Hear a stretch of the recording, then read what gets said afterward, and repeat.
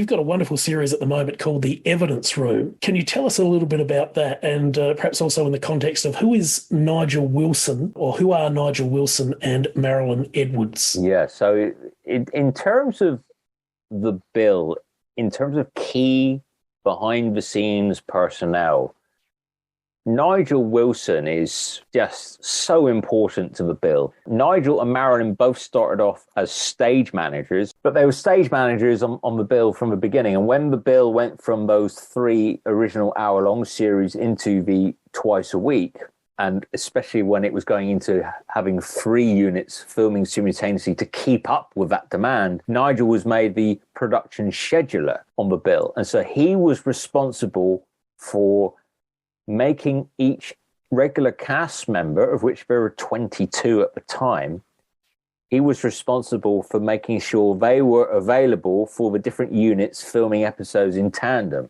When could they go on holiday, things like that. So a really important person. But Nigel also attended every single script conference, of which there was 1 a week.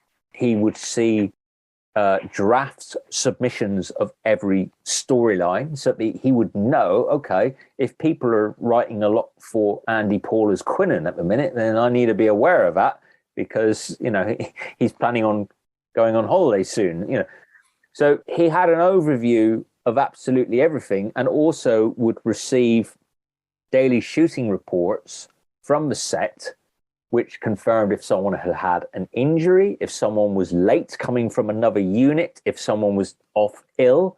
All of this material from a 5-year period, Nigel kept and very generously and kindly donated to me, because he has supported both my witness statements books and all 3 and counting of Edward Kellett's Reaching a Verdict series. Nigel has just been tremendous support.